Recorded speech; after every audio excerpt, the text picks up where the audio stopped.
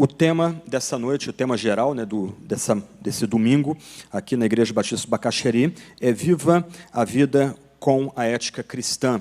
E eu queria meditar com vocês no primeiro mandamento, Êxodo capítulo 20, versos 1 a 3, porque eu entendo que nesses poucos versos, nessas poucas sentenças, nós temos aí a base, o fundamento para nós cristãos, nós, homens e mulheres do pacto, vivermos uma vida de fato ética, uma vida não só que seja uma vida digna, honesta, mas uma vida que impacte aqueles ao nosso redor, quem sabe o nosso país. Êxodo capítulo 20, versos 1 a 3. Eu peço que você mantenha a sua Bíblia aberta, ou se você usa algum celular, mantenha aí o seu aplicativo aberto, porque nós vamos tentar entender, palavra a palavra, essa passagem tão importante. O texto diz: Então Deus falou todas essas palavras: Eu sou o Senhor, seu Deus, que o tirei da terra do Egito, da casa da servidão. Não tenha outros deuses diante de mim. Eu sou o Senhor, seu Deus, que o tirei da terra do Egito, da casa da servidão. Não tenha outros deuses diante de mim. Nós temos diante de nós aqui as 10 palavras, os 10 mandamentos, como são conhecidos. Nós temos diante de nós a Constituição do Povo da Aliança, uma das declarações bíblicas mais conhecidas, mais amadas e talvez mais importantes da história. Essas 10 palavras são dadas num contexto muito específico. Deus, com seu grande poder, retirou os judeus da escravidão, do jugo do Egito, os liberta, esmaga as divindades egípcias, vence aqueles que eram cultuados no Egito, tira esse povo por meio do Mar Vermelho e leva o povo à beira do Sinai. Diante do Sinai, com sons, trovões, relâmpagos, Deus se revela ao seu povo. Deus dá ao seu povo os 10 mandamentos. Deus faz uma aliança, um pacto, um concerto com o seu povo. Deus dá ao seu povo a Constituição. E agora ele exige que seu povo se coloque debaixo dessa Constituição, obedeça essa Constituição. E aqui a gente não pode errar. E a gente vai tratar disso já já. Mas a ideia que o texto nos dá, o texto inspirado nos transmite, não é que o povo vai ser salvo ou vai encontrar algum tipo de salvação cumprindo essa Constituição. Não, o texto já nos ensina, verso 2, que o povo já foi liberto, o povo já foi redimido, porque Deus redimiu o seu povo da escravidão, porque Deus libertou o seu povo do Egito, Deus agora tem o direito de exigir um certo padrão de conduta ao seu povo. Então, o que a gente precisa ter em mente, quando a gente se debruça sobre o decálogo, as 10 palavras, os 10 mandamentos, é que eles não foram dados ao povo da aliança e a nós, por extensão, como a forma de salvação, como meio de salvação, do tipo, faça isso e você vai viver. De jeito nenhum. Como a gente aprende em Gálatas, é impossível que a gente obedeça todos os mandamentos. Se a gente quebra um mandamento, nós estamos debaixo de maldição. E nós só não estamos contados como malditos, porque Cristo se fez maldição em nosso lugar e recebeu a ira que deveria ser derramada sobre a gente. Então, o decálogo, essas 10 palavras nunca foram dadas, nunca foram intentadas por Deus como meio de salvação. Muitas pessoas de nossas comunidades têm uma visão mais ou menos assim. No Novo Testamento, a salvação é pela graça, ponto. No Antigo Testamento, a salvação é pela lei ou pelo cumprimento da lei, de jeito nenhum. Mais uma vez, eu sou o Senhor, seu Deus, que o tirei da terra do Egito, da casa da servidão. Não tenha outros deuses diante de mim, porque Deus é o libertador. Deus agora exige do seu povo um certo padrão de conduta. Deus exige, requer do seu povo que eles obedeçam seus comandos. Então, os 10 mandamentos são dados nesse contexto, e no contexto de aliança. Quando a gente estuda o Pentateuco, esses 5 primeiros livros da Bíblia, a gente começa a perceber que Deus vai permanecer fiel a esse pacto dado no Sinai, não pelos erros ou acertos do povo. Mesmo que o povo erre e peque e quebre os mandamentos, Deus vai permanecer fiel à aliança que ele está estabelecendo no Sinai. Como assim? A gente aprende em Deuteronômio que se o povo obedecer a essas palavras dadas no Sinai, Deus vai derramar grandes bênçãos e paz sobre o povo. Mas Deus vai permanecer fiel, mesmo que o povo viole o seu pacto e quebre seus mandamentos. É dito em Deuteronômio 28 que se o povo não permanecer obediente ao pacto, um pacto que é estabelecido nesse contexto da graça, Deus vai trazer suas repreensões, suas maldições sobre o próprio povo. Quando Jerusalém é destruída em 586 d.C., e a gente lê isso na Sagrada Escritura, no final de 2 de Reis e de 2 de Crônicas, a gente aprende que a Jerusalém foi destruída, Judá foi entregue para a Babilônia, nas mãos da Babilônia, porque o povo quebrou os mandamentos. Então, porque Deus é fiel ao pacto que ele estabeleceu no Sinai, Deus vai trazer disciplina, vai trazer a sua ira purificadora sobre o povo. Então, essas 10 palavras, elas não são também condicionais. É exigido do seu povo, e agora nós somos incluídos nesse povo. Romanos 11 lembra que nós somos a vara brava enxertada nesse tronco, que é o povo da aliança, que vem desde o tempo do Antigo Testamento. Deus também exige de nós, se nós fomos libertos por Ele, se nós já experimentamos redenção que vem da presença dEle, Ele requer de nós que a gente se dobre diante do seu comando. E se nós nos colocarmos debaixo do seu comando, Ele vai nos dar bênçãos. Se nós violarmos os seus comandos, porque Deus é sempre fiel, Deus permanece fiel, Ele vai disciplinar a gente. A gente aprende isso em Hebreus 12, por exemplo. Porque Ele é pai, Ele vai disciplinar a gente como filho. Ele vai tratar a gente com um pouquinho de dureza. Para quê? Para fazer-nos retomar ou retornar ao caminho da obediência, a uma aliança que é estabelecida num contexto de libertação e redenção. Uma palavra ainda dentro dessa introdução é que quando a gente considera esses 10 mandamentos, nós descobrimos uma divisão bem importante para nós aqui. Os primeiros 4 mandamentos se referem à nossa relação com Deus. Então, antes de nós pensarmos em viver a vida com a ética cristã para transformar o mundo, nós somos levados a refletir que é a forma com que nós lidamos com Deus é que vai impactar o nosso relacionamento com o próximo. Se nós adoramos somente a Deus, se temos reverência pelo nome dEle, se não desonramos o nome dEle, se reservamos um dia para refletir na glória dEle, ok? Então nós vamos naturalmente nos enquadrar, por assim dizer, viver os demais mandamentos, refletindo essa vida elevada, esse padrão de conduta elevado no relacionamento com as pessoas ao nosso redor.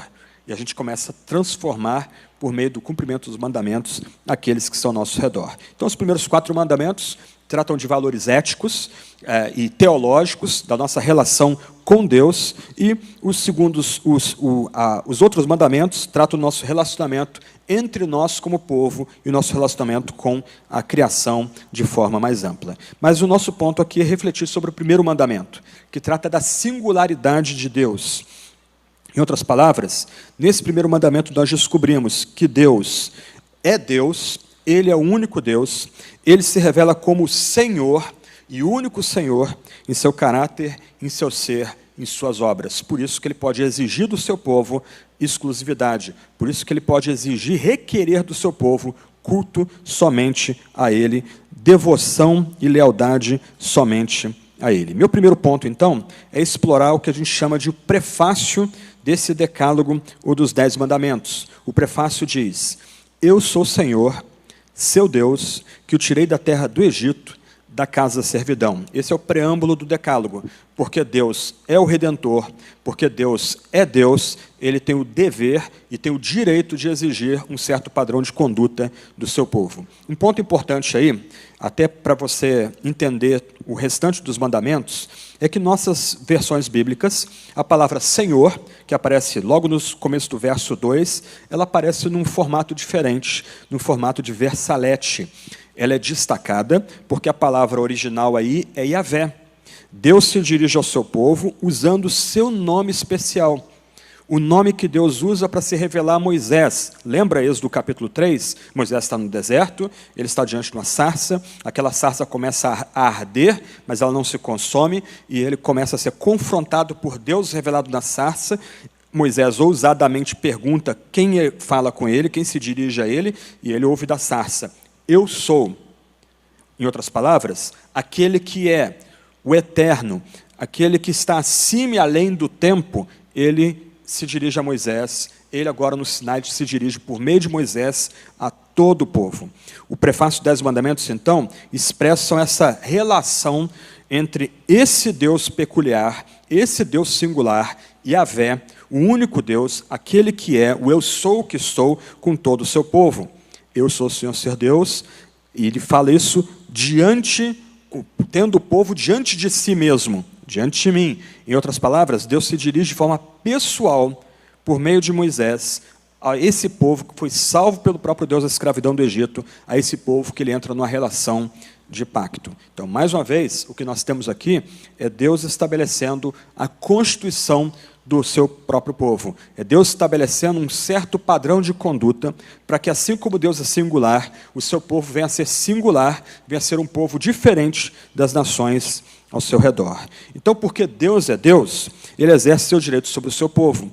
E aqui a gente pode pensar em 4 pontos importantes ligados a quem é Yahvé, quem é esse eu sou que se revela nessa passagem. Em primeiro lugar, a gente precisa destacar essa singularidade de Deus. Eu sou o Senhor.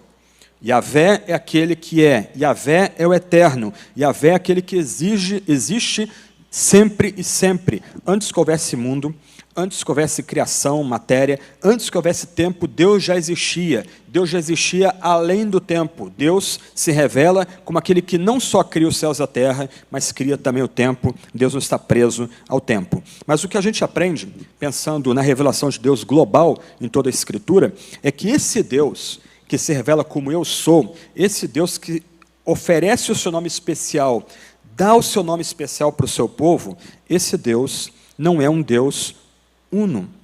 O nosso Deus é um Deus trino. Nós conhecemos a passagem de Isaías capítulo 6, quando o profeta, chateado por causa da morte do grande rei Uzias, entra no templo para oferecer sacrifícios, e ele vê a glória de Yahvé, a glória do eu sou, ele vê os querubins celebrando esse único Deus, santo, santo, santo, mas a gente aprende em João capítulo 12, que Isaías se humilha diante daquele Deus, e aquele Deus também é Jesus. Em Atos 28, a gente vai aprender que, na verdade, era o Espírito Santo que estava diante de Isaías. O que esses textos em conjunto, Isaías 6, João 12, Atos 28, querem ensinar para a gente? Eles tocam um ponto sensível para a fé cristã. O nosso Deus é um Deus de fato singular. Ele é o único Deus, mas que se revela em 3 pessoas distintas. Esse único Deus, o eu sou, o Senhor, que nos tirou da terra do Egito, é um Deus, mas ele vem a nós e se revela a nós como Pai, como Filho e como Espírito Santo. Por isso que o Deus cristão, o Deus que se revela na Sagrada Escritura, ele não tem como ser colocado dentro de uma caixinha. Ele não tem como ser comparado a outras divindades de outros cultos, de outras religiões. O Deus que exige da gente um certo padrão de ética, porque Ele nos libertou, Ele nos redimiu, esse único Deus é Pai, Filho e Espírito Santo. Ele é uma essência se revelando desde a eternidade em 3 pessoas. E o surpreendente para nós aqui é que cada pessoa, Pai, Filho e Espírito, é plenamente Deus. O Pai é eterno, o Filho é eterno, o Espírito é eterno, não são 3 eternos, mas um eterno. O Pai é poderoso, o Filho é poderoso, o Espírito é poderoso, não são 3 poderosos, mas um poderoso. O Pai é gracioso, o Filho é gracioso, o Espírito é gracioso, não são 3 graciosos, mas um único Deus que é cheio de graça. Esse é o nosso Deus. Pode parecer difícil esse ponto para você, mas, meus irmãos e irmãs, é isso que distingue a fé cristã de qualquer outra religião. E, intencionalmente, eu não estou usando religião para categorizar a fé cristã. Quando nós pensamos em Deus como 1 e 3, a gente consegue organizar nossa cabeça e receber a revelação, também dada na Escritura, que esse Deus que é 1 e 3 é um Deus amoroso e um Deus santo.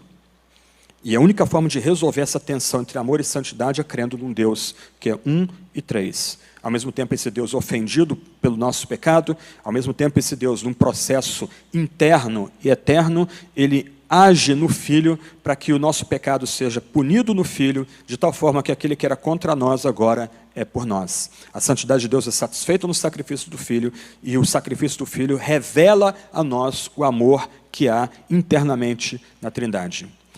O Islã não consegue experimentar isso. O Islã crê num Deus elevado, num Deus majestoso, Alá, o Deus acima de toda a criação, mas porque Alá é um Deus solitário, Alá não pode ser graça e não pode ser santidade. Eu sou o Senhor, seu Deus, que te tirou da terra do Egito, que vos tirou da terra do Egito. Eu sou o Senhor, seu Deus. Nosso Deus é singular.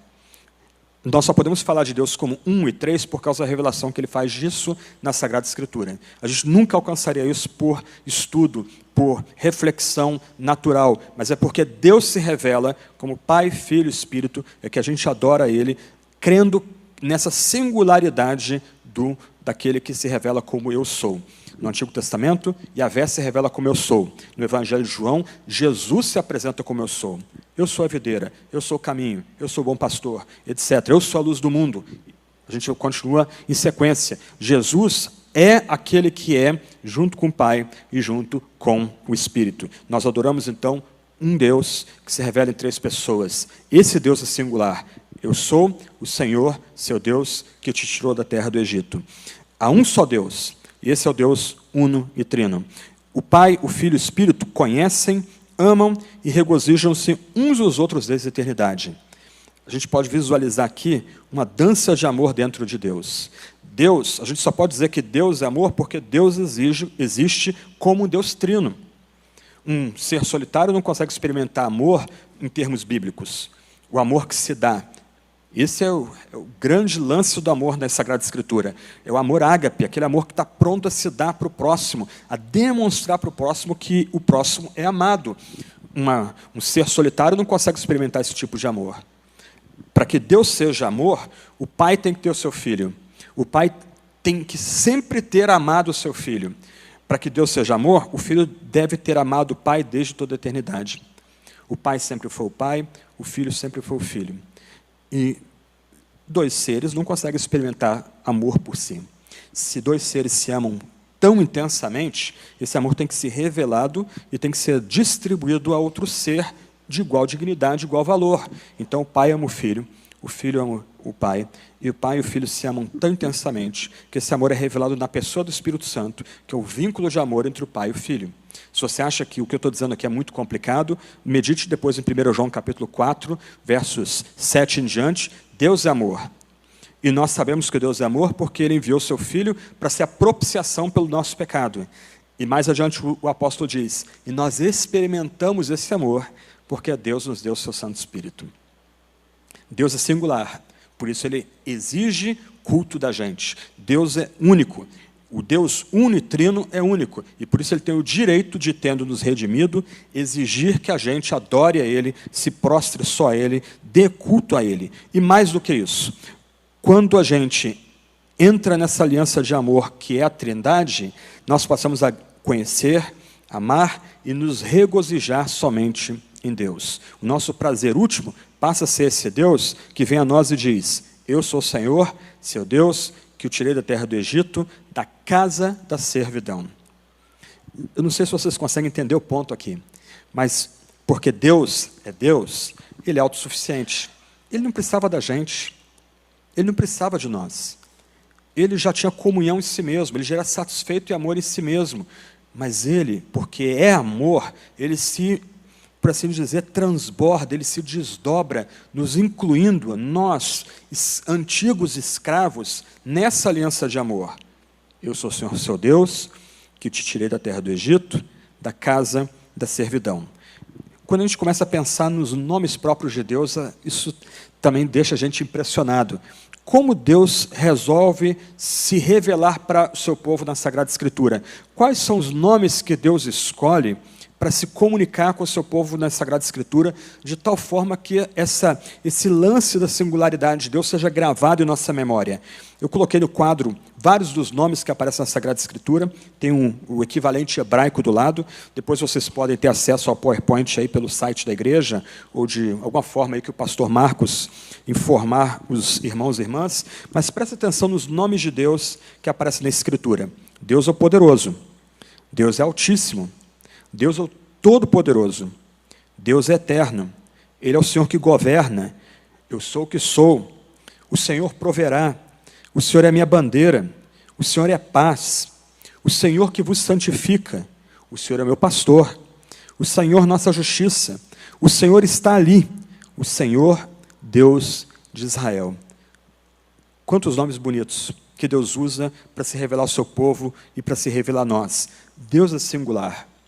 O nosso Deus, Yahvé, aquele que Ele é um Deus singular. Ele é uno, Ele é trino, Ele é o todo-poderoso, Ele é a nossa bandeira, Ele é o nosso pastor, Ele é misericordioso, assim sucessivamente. Ele é o eterno. Ele merece todo o nosso culto. Ele merece toda a nossa lealdade. A gente pode ir um pouco além e pensar naquelas características próprias de Deus. Os teólogos gostam de falar dos atributos de Deus e dividir esses atributos em dois grupos principais. Atributos incomunicáveis, que nós não conseguimos experimentar de forma nenhuma, e atributos comunicáveis, que nós, criados à imagem e semelhança desse Deus, a gente consegue experimentar.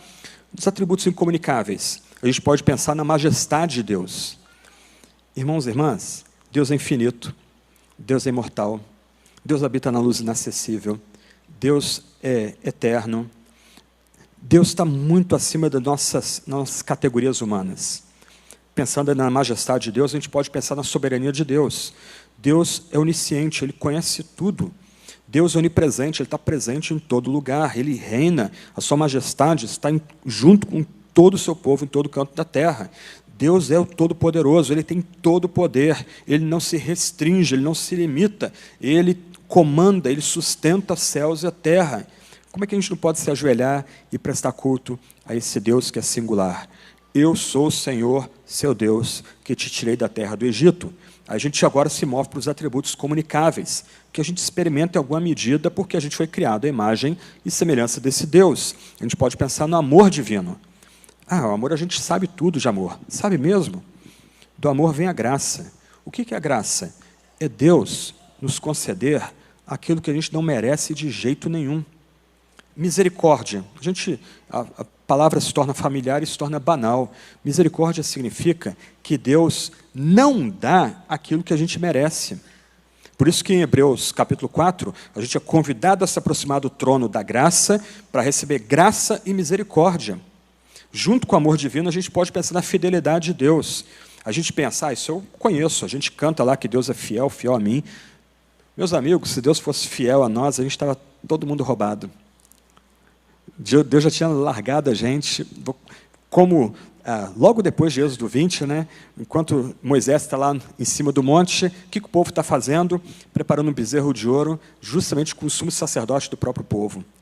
Aí Deus diz, parei, vou acabar com esse povo, exterminá-los, vou começar tudo de novo com você, Moisés. E o que é surpreendente nessa declaração lá de Êxodo 30, 33, é que Deus não vai começar tudo de novo. Deus vai começar um outro povo. De dentro do povo da aliança, Deus vai tirar um outro tronco. Aí Moisés diz, não, Deus, não faz isso não. O seu nome vai ser piada entre as nações. Olha lá, Yahvé tirou o povo da aliança da casa de servidão para deixar eles morrerem no deserto. Moisés tem paixão pela glória desse Deus que é singular.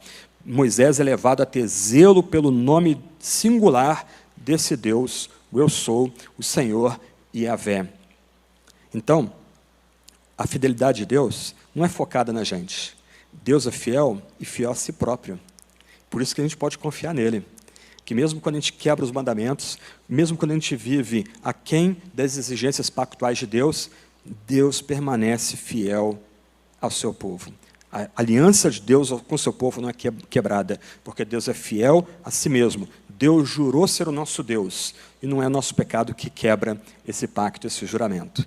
Até porque a gente aprende no Antigo e no Novo Testamento que o fiador dessa promessa que Deus faz de ser fiel ao seu povo é o próprio Deus na pessoa do Filho. O Filho é aquele sacrifício de sangue que a gente aprende no Gênesis, depois no Êxodo, que, por assim dizer, chancela essa aliança. Deus é amor. E porque Ele é amor, Ele é graça, Ele é misericórdia, Ele é fidelidade. Deus é santidade.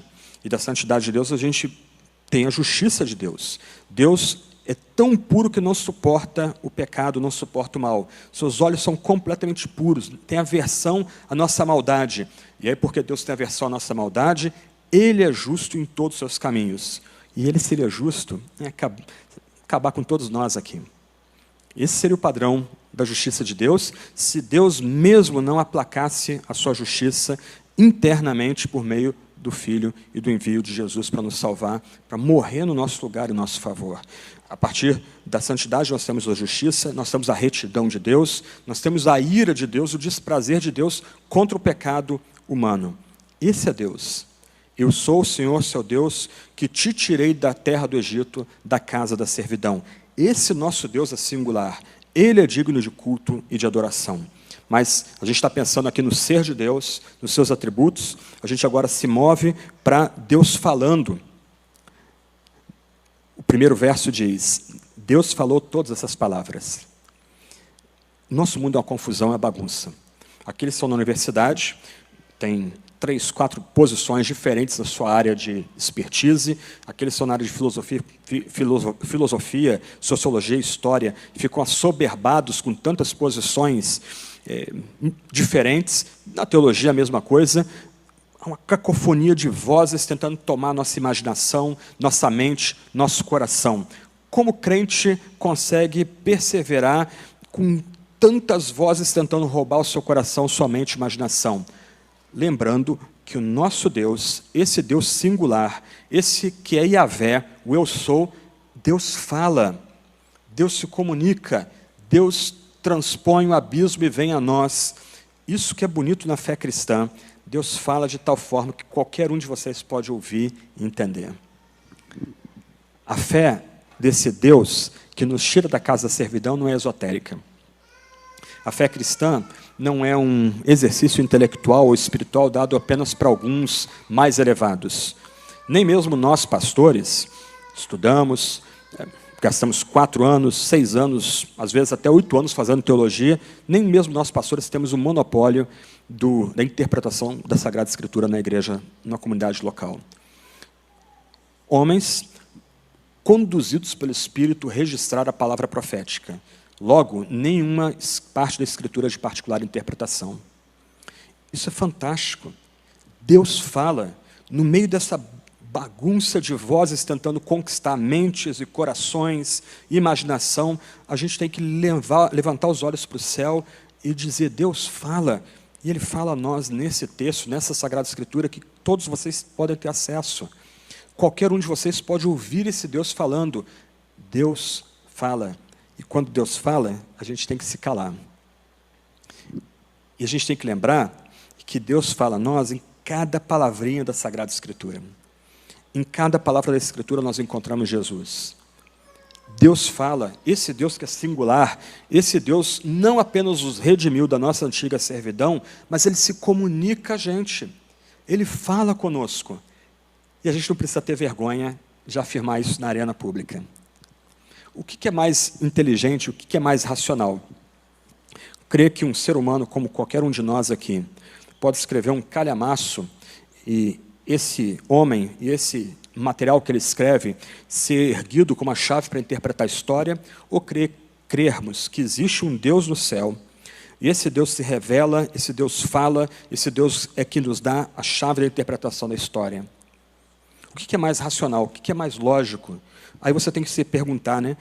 Quem manda mais? Quem é de fato a chave da interpretação da história? Comte, Kant, Hegel, Marx? Quem de fato interpreta a história? Deus fala. O Deus que nos tirou da casa da servidão fala. Ele, por assim dizer, nos dá agora um óculos pelo qual a gente interpreta nossas relações, interpreta o mundo, interpreta tudo que fazemos no nosso dia a dia. Deus se comunica, e Deus se comunica para que a gente o conheça. Por isso que a gente pode falar que Deus é um, Deus é três. Deus é amor, Deus é majestade, Deus é soberania, Deus é graça, etc, etc. Porque Deus se comunica, porque Deus se revela, a gente ouviu há pouco, a gente pode orar a esse Deus. A gente pode invocar o nome dele. E a gente pode invocar esse Deus, fazer súplicas, intercessões e confissões, sabendo que esse Deus que fala, ele se inclina para nós, para atender a nossa súplica, o nosso pedido. Deus fala, Deus se comunica, Deus quer que a gente o conheça, Deus se dá a nós. Então Deus falou todas essas palavras, eu sou o Senhor, seu Deus, que o tirei da terra do Egito, da casa da servidão. Mas esse Deus também, ele é o Criador. Eu sou o seu Deus. A ideia aqui é que Deus nos formou. Deus nos entreteceu. Nós somos obra de Deus. E mais do que isso, o texto vai também dizer: eu sou o Senhor, seu Deus, que o tirei da terra do Egito, da casa da servidão. Aqui a gente pensa nas obras próprias de Deus. Deus é o Criador. Ele criou todas as coisas. Como Ele criou, isso não interessa. Isso não é um alvo da matéria bíblica. Em Gênesis 1, a gente lembra que existe um Deus no céu, nós somos criatura. Há uma diferença abissal entre o Criador e criatura. O Criador é imortal, Ele é invisível, Ele é eterno. Esse Criador falou e tudo se fez do nada. Não havia nenhuma matéria ou algo pré-existente junto com Deus. A criação é criação de fato, e esse Deus, esse eu sou, é o Criador. Mas Deus não apenas é o Criador de tudo e de todos. Esse Deus também é Redentor e Libertador. Eu sou o Senhor, seu Deus, que te formou, mas também eu sou o Senhor, seu Deus, que o tirou da casa da servidão. Esse Deus que é o Criador, se revela a gente também como libertador e redentor. Nós estávamos em escravidão. Talvez não gemendo para construir pirâmides e pedras, ou cortar pedras e preparar tijolos, mas nós vivíamos em escravidão existencial.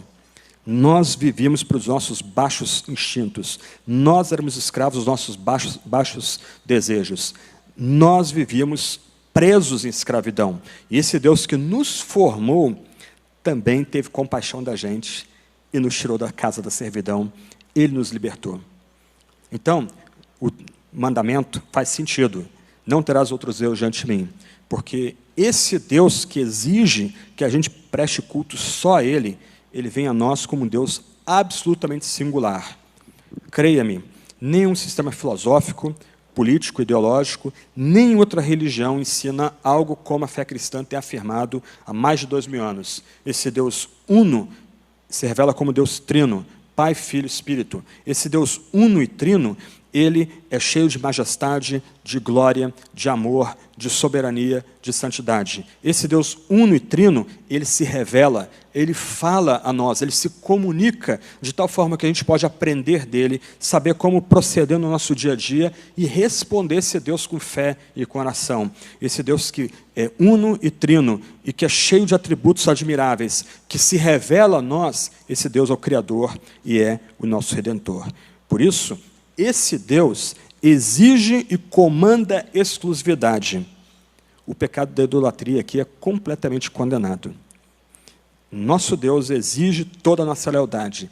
Ele não permite, Ele demanda, melhor dizendo, que seu povo não tenha uma lealdade dividida. Por isso, o primeiro mandamento: não tenha outros deuses diante de mim.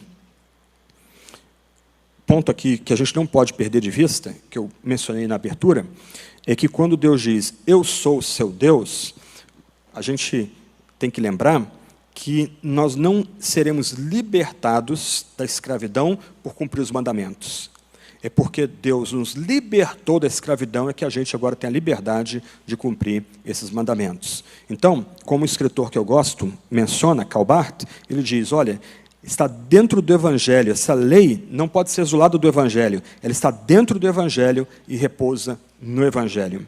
Porque Deus nos libertou, Deus nos tirou da escravidão, Ele requer, Ele exige que a gente se coloque debaixo do comando dEle e preste culto somente a Ele. Porque Ele nos libertou, Ele tem o direito de ser aquele que nos comanda. Talvez alguns pensem, puxa, mas isso é muito restritivo, isso é muito complicado, é difícil conceber algo assim. Ok, olha para outro ângulo. Toda a criação distorcida e sob o pecado quer nos comandar. Uma criação, agora, que jaz do maligno, ela quer colocar cangas sobre a gente. Sabe o que é bonito? É que quando nós entendemos a libertação de Deus e experimentamos essa redenção, e nos colocamos debaixo dos mandamentos divinos, nós, como povo de Deus, nos tornamos os mais livres dos homens e os mais livres entre as mulheres. A nossa vida não fica navegando ao sabor dos ventos do tempo presente. Como um escritor do século XVII, um puritano, diria, se Deus joga um alfinete no chão, eu me abaixo e pego. Mas não vou me abaixar para pegar os alfinetes que outros homens jogarem para que eu pegue. A nossa liberdade desse mundo mal consiste em, uma vez libertos por Deus, agora nós alegremente nos colocamos debaixo do seu comando. Isso é liberdade de fato. A gente agora não está mais ao sabor das marés filosóficas, experimentos culturais. Não, Deus falou. Deus se deu a nós. Deus entregou seus comandos para nós. Nós somos o povo obediente do pacto. E aí nós nos tornamos livres de fato. E talvez uma pequena observação, por isso que os cristãos no passado, no campo da ética, estavam sempre lutando para reformar a sociedade. Porque eles entendiam que a sociedade tem que ser reformada à luz dessa constituição do povo de Deus, que são os 10 mandamentos. Logo, o povo de Deus deve amar e ser fiel a esse Deus. Como Calbart diz, obediência é gratidão, desobediência é ingratidão. Porque Deus nos libertou da casa da servidão, a gente se entrega a Ele. A gente tem prazer em obedecer aos seus comandos, seus mandamentos, que tem como alvo melhor para nós. Por isso, relacionar-se com outros deuses interfere no relacionamento com esse Deus. Quais são os deveres exigidos nesse primeiro mandamento? Não tenha outros deuses diante de mim. O primeiro dever nosso aqui é reconhecer a singularidade e exclusividade desse Deus. A gente já tem refletido sobre isso aqui. Deus é singular. Deus tem toda a dignidade em si mesmo. Então, esse Deus requer a exclusividade do nosso culto. Nós adoramos somente a Deus. Nós prestamos culto somente a Deus. A gente não adora o Estado, a gente não adora líderes políticos, a gente não tem lealdade inquebrantável a pastores e presbíteros, por melhor que eles sejam. Nós temos lealdade e adoramos somente esse Deus que nos redimiu da casa da servidão. Nós cultuamos somente o Eu Sou e Yahvé. Um outro dever exigido do primeiro mandamento é que nós devemos adorar e glorificar Deus em todos os aspectos da nossa existência. Se Deus é Deus, e Ele tem o direito e dever de exigir exclusividade do nosso culto, completa lealdade da nossa parte, a gente agora é chamado a organizar a nossa vida, a estruturar a nossa vida, de tal forma que em tudo a gente dê glória e dê louvor a esse Deus. Os cristãos têm que ter as melhores famílias.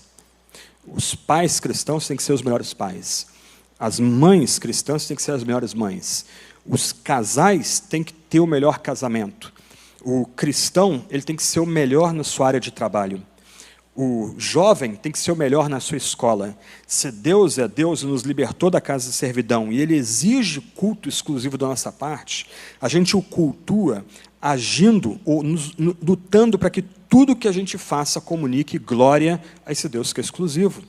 Então, o cristão verdadeiro que entende o primeiro mandamento, ele é aquela pessoa um pouco ansiosa e nervosa para agradar a Deus em tudo que ele ou ela faz. Porque esse Deus é que nos tirou da terra da casa da servidão, é esse Deus que exige que a gente não tenha outros deuses na presença dele. Então, o primeiro mandamento exige que a gente medite e reflita na singularidade desse Deus, dedique tempo a pensar nesse Deus nosso, que é uno e trino, o Eu Sou, mas, do outro lado, esse primeiro mandamento exige, requer que a gente o adore, o glorifique em tudo que a gente faça. Se você escreve um poema, faça isso para a glória de Deus, mesmo que seja para celebrar o amor romântico, faça isso para a glória de Deus. Se você toca um instrumento, se você toca aqui na frente, você tem uma carreira musical, toque, cante para que Deus seja glorificado. Se você faz teatro, faz cinema, faça isso para que Deus seja glorificado. Se você trabalha na esfera pública, trabalhe de tal forma que Deus seja glorificado. Porque Deus é Deus, Ele nos tirou da terra da servidão. Nós não devemos ter outros deuses diante de nós. Então a gente se dedica a viver exclusivamente para esse Deus. Um ponto aqui, que vale a pena refletir, é que o bonito é que quanto mais a gente glorifica esse Deus, mais a gente tem prazer e alegria. E um prazer e alegria que o mundo não tem como roubar da gente. Porque já que a gente está se dedicando só a esse Deus, a gente está oferecendo tudo que a gente faz só para esse Deus, o que a gente oferece para ele vai ter valor eterno. Não tem como ser despedaçado pelo mundo. Por isso que no passado, os nossos pais espirituais iam para a fogueira cantando hino, porque eles sabiam que mesmo que eles morressem, a causa deles triunfaria. E a gente está aqui, mais de 300, 400 anos depois de tantos protestantes terem sido martirizados no passado. Quais são os pecados condenados nesse primeiro mandamento? Um pecado óbvio condenado no primeiro mandamento é o ateísmo. A noção de que Deus não existe. O Deus cristão seria um construto, uma projeção dos anseios humanos, etc. e tal. O ateísmo aqui é completamente rejeitado. E o ateísmo é rejeitado por dois ângulos. Por um lado, aquele ateísmo teórico. Aqueles homens e mulheres que se acham muito inteligentes, que tentam eliminar esse Deus ou qualquer divindade da equação e se acham muito espertos. Deus ri das pretensões deles. O Salmo 14 e o Salmo 54 vão lembrar que esses são insensatos. Mas, do outro lado, o ateísmo prático também é condenado. O que vem a ser o ateísmo prático? É um ateísmo que é presente até mesmo em nossas comunidades. O crente diz que adora a Deus, a pessoa acha que, por ser batizada, já é cristã, descansa sobre o batismo, o seu serviço, o jeito que ela se veste, mas ela vive uma vida que é incompatível com as demandas desse único Deus. Isso é um ateísmo prático. E o ateísmo prático também é rejeitado nesse primeiro mandamento. A idolatria também é rejeitada nesse primeiro mandamento. E a idolatria consiste em obedecer, confiar e se consagrar a qualquer outra coisa que não esse Deus que nos tirou da casa da servidão. A idolatria, então, é totalmente rejeitada aqui. Ela é combatida como um pecado a ser desprezado. Mas a gente tem que lembrar que a idolatria não consiste em prestar lealdade ou culto a uma representação pictória dessa mesma divindade. Pessoas podem idolatrar dinheiro, sexo e poder. Elas podem colocar essas três pulsões humanas no lugar do único Deus, o Deus vivo. Elas são idólatras. Elas estão violando o primeiro mandamento. Talvez elas nem tenham sido libertas da casa da servidão, da casa da escravidão. Idolatria, então, é tudo que a pessoa torna um Deus para si. Pode ser pastores e líderes eclesiásticos, ídolos podem ser governadores, presidentes, partido político, causa política, ideologia, algo que é colocado no lugar de Deus. Aquele objeto que nós dedicamos nossa lealdade, que é colocado no lugar de Deus, é um ídolo. Ídolos têm que ser despedaçados. Ídolos são mudos, ídolos são cegos, ídolos não se comunicam, ídolos não se relacionam, ídolos têm que ser tirados do nosso meio. O politeísmo também é rejeitado pelo primeiro mandamento.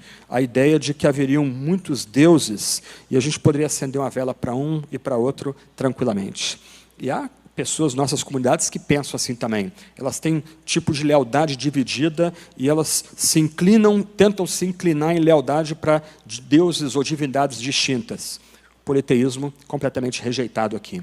Mas o formalismo também é rejeitado. O culto formal, a gente entra aqui como se fosse um tipo de bater um ponto, um tipo de missa, com perdão dos católicos. Um tipo de rito que a gente vem só para prestar aqui, como se, vindo aqui, eu me reabasteço, tomo uma dose de energia para enfrentar uma semana ruim. O formalismo é rejeitado. Esse Deus, que nos tirou da terra do Egito, da casa da servidão, ele exige que a gente cultue só Ele. Se Deus tirou a gente da casa da servidão, reflete nisso.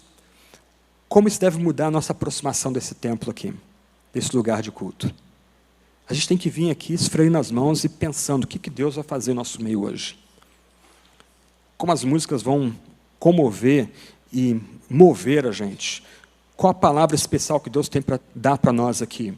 Eventualmente, alguém aqui pode vir a ser curado nesse culto. Outro pode receber libertação.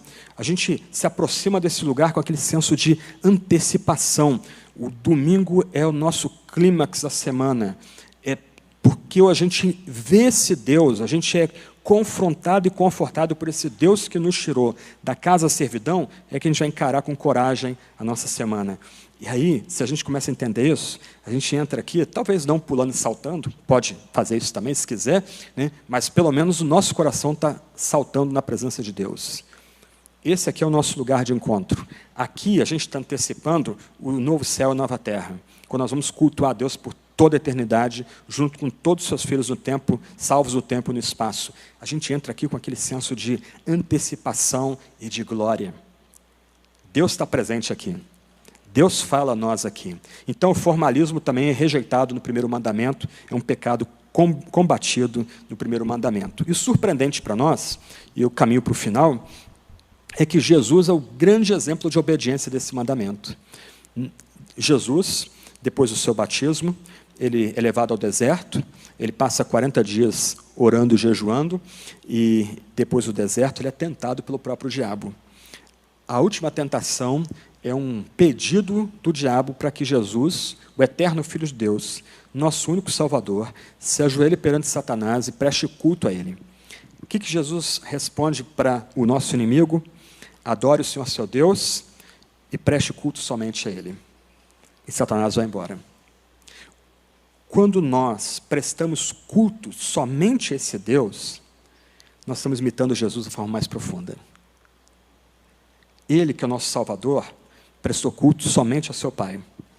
Quando nós prestamos culto somente a esse Deus, a gente imita Jesus.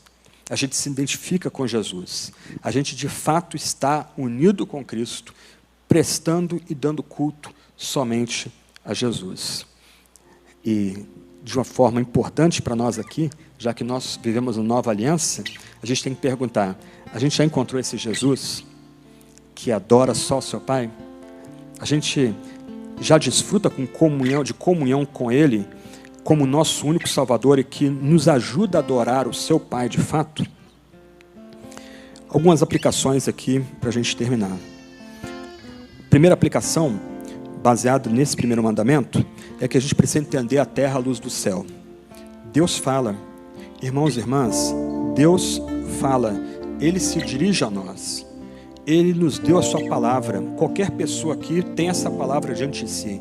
Qualquer um de vocês pode interpretar, pode ouvir Deus falando essa palavra. Então, diante da confusão que nós temos ao nosso redor, nós temos na palavra sagrada a direção de Deus para o nosso dia a dia. Então, a gente entende a terra à luz da palavra de Deus, da fala de Deus. Deus falou todas essas palavras. Então, a gente não está perdido no meio dessa bagunça de vozes tentando ganhar nossa mente, nosso coração, nossa imaginação. A gente é chamado aqui, a partir do primeiro mandamento, a entender a terra à luz do céu. Segundo ponto, a segunda aplicação, baseada no exemplo de Jesus, a gente deve crer e confiar somente em Deus, como revelado em Jesus Cristo. Qualquer outra fé fora disso é idolatria e é rejeitada por esse primeiro mandamento. Você crê em Deus como revelado por Jesus? Você pode ouvir Jesus ensinando para você, adore o Senhor seu Deus e preste culto somente a Ele? Você já tem fé em Jesus que cumpriu todos os mandamentos para que a maldição fosse removida de sobre nós e Ele que recebeu maldição em si mesmo pudesse derramar sua justiça sobre nós? Terceira aplicação, o mandamento lembra que a gente deve prestar culto só a Deus. O mandamento lembra que o fim principal da nossa existência é glorificar a Deus. É viver para a glória dEle, para o louvor dEle, em tudo que a gente faça. Quer encontrar alegria no seu casamento? Quer encontrar alegria no seu trabalho? Por mais duro que seja. Quer encontrar alegria no seu estudo? Você quer se alegrar no deserto? Busque a glória de Deus. Busque culto a Deus. Entregue-se a Ele com todo o seu ser. Viva para a glória dEle. Uma quarta aplicação. Se adoramos um Deus menor que aquele que se revela na Escritura, nós estamos prestando idolatria. Você não precisa entender os meandros da doutrina da Trindade. Você não precisa ser um expert em entender o que é o eu sou no hebraico. Você não precisa ser um erudito podendo gastar horas falando sobre cada atributo divino. Mas, do outro lado, você é chamado a crer nesse Deus que é singular. Você é chamado, domingo após domingo, a prestar culto a um Deus que é uno e trino, um Deus que é majestoso, soberano, amoroso e santo. Você é chamado, semana após semana, a se ajoelhar diante de um Deus que é criador e libertador. Ainda que você não consiga entender os meandros dessas doutrinas, você é chamado a confessar, a colocar fé. Se nós estamos prestando culto a um Deus que é diferente desse Deus que se revela na Escritura, nosso culto é rejeitado por Deus, porque é um culto idolátrico.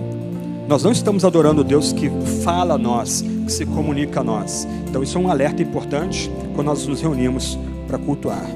E por último, outros deuses não devem dominar o nosso coração. O Deus de Israel é um Deus ciumento e não aceita lealdade dividida. Depois você pode olhar com calma os versos bíblicos, quando você receber o PowerPoint, mas é muito bonita essa ideia do Deus que tem ciúme do povo que Ele mesmo resgatou. Se você ama, você vai ter algum tipo de ciúme quando aquele que você ama começa a dar mais atenção para outra pessoa. É assim com Deus também. Ele tem ciúme da gente. Ele nos libertou da casa da servidão. Quando a gente começa a mancar na direção de outras deidades que nós mesmos criamos, Deus tem ciúme. Ele nos tirou da terra da servidão. Ele é o nosso Deus. Ele exige que a gente preste culto só a Ele. Eu sou o Senhor seu Deus, que o tirei da terra do Egito, da casa da servidão. Não tem outros deuses diante de mim. Vamos orar.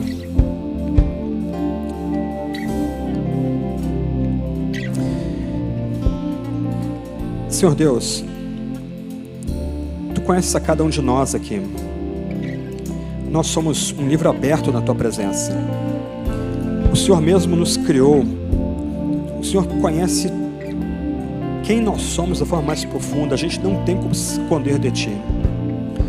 Então, ó Deus, se há pessoas aqui que não foram libertas dessa casa da escravidão, da casa da servidão, nós imploramos, traz libertação para essas pessoas. Liberte-as da escravidão que elas vivem. Traga-as para a Tua aliança, para o Teu contrato, para esse contrato santo que o Senhor estabeleceu com o Teu povo, o povo que Tu libertaste. Deus, dá Teu Espírito para aqueles que ainda estão cativos. Abra os olhos desses, ilumina a mente, enternece o coração, para que eles sejam atraídos a Ti e atraídos por cordas de amor a Ti. Do outro lado, ó Deus, a nós que já somos o Teu povo, o povo do Teu pastoreio, ajuda-nos a ter nossos olhos fixos apenas em Ti. Ajuda-nos a sermos consagrados somente a Ti. Ó Deus, ajuda-nos a dar culto somente a Ti, a prestar glória e louvor somente a Ti. Ó Deus, Tu que és Yahvé, o uno e o trino, o Criador e libertador, o Deus cheio de amor e santidade e glória e soberania. Deus, perdoa-nos quando nós não cultuamos a Ti com todo o nosso coração, com todo o nosso fervor, apaixonadamente. Deus, dá Teu Espírito para que a gente possa prestar culto, e culto aceitável, culto vivo, culto apaixonado a Ti, ó Deus, que nos tirou da casa da servidão, que nos libertou do Egito. É em Teu nome que oramos. Amém.